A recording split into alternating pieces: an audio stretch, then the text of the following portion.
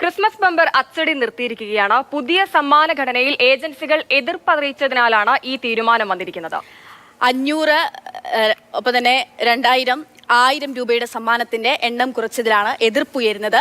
അച്ചടി തുടങ്ങിയ ശേഷമാണ് തീരുമാനം. കഴിഞ്ഞ വർഷത്തെ ക്രിസ്മസ് ബമ്പറിന്റെ സമ്മാന ഘടന തന്നെ നടപ്പാക്കും. അടുത്തയാഴ്ച പഴയ സമ്മാന ഘടനയിൽ ബമ്പർ അച്ചടിച്ചത് പുറത്തിറക്കും. പ്രശാന്ത്, എന്താണ് നിലവിൽ ഈ അച്ചടി നിർത്താനൊക്കെ കാരണം? എന്താണ് ഇതിനിടയിൽ ഉണ്ടാകുന്ന പ്രശ്നങ്ങൾ? എന്താണ് ഈ ലോട്ടറി സമ്മാന ഘടനയിൽ?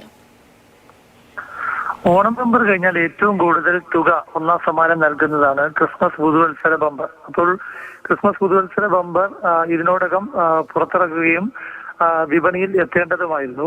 ഈ പൂജ ബമ്പർ നറുക്കെടുപ്പ് കഴിഞ്ഞ് ഇപ്പോൾ ഒരാഴ്ച പിന്നിട്ടിരിക്കുന്നു. ഇതുവരെ ബമ്പർ പുറത്തിറക്കിയിട്ടില്ല. ഇതിന് കാരണം ഇതിന്റെ അച്ചടി നടപടികൾ തുടങ്ങിയ ഘട്ടത്തിൽ ഈ ലോട്ടറിയുടെ ഈ ക്രിസ്മസ് പുതുവത്സര ബമ്പറിന്റെ സമ്മാന ഘടനയിൽ ലോട്ടറി ഡയറക്ടറേറ്റ് സർക്കാർ ഒരു മാറ്റം വരുത്തിയിരുന്നു. കഴിഞ്ഞ വർഷത്തിൽ നിന്ന് വ്യത്യസ്തമായി ഇത്തവണ ഈ 5000, 2000, 1000 രൂപ സമ്മാനങ്ങൾ കുറയ്ക്കുകയും വളരെ കുറഞ്ഞ തുകയായ 500-ന്റെയും 100-ന്റെയൊക്കെ എണ്ണം കൂട്ടുകയും ചെയ്തു.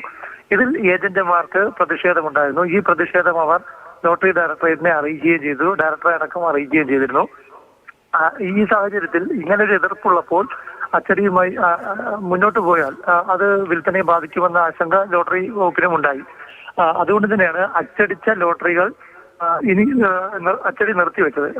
കുറച്ച് ലോട്ടറികൾ അച്ചടിച്ചായിരുന്നു, അത് പിന്നീട് നിർത്തിവെക്കുകയാണ് ചെയ്തത്. ഏതായാലും ഇപ്പോൾ തീരുമാനിച്ചിരിക്കുന്നത്, അല്ലെങ്കിൽ ധാരണയിലേക്ക് എത്തിയിരിക്കുന്നത്, കഴിഞ്ഞ വർഷത്തെ രീതിയിൽ തന്നെ ക്രിസ്മസ് പുതുവത്സര ബമ്പർ പുറത്തിറക്കി മുന്നോട്ട് പോകാനാണ്. ഏതായാലും ഇപ്പോൾ തന്നെ വൈകിയിട്ടുണ്ട്. ഇത് വിൽപ്പനയെ ബാധിക്കുമോ എന്നൊരാശങ്കയും ലോട്ടറി ഡയറക്ടറേറ്റിനുണ്ട്.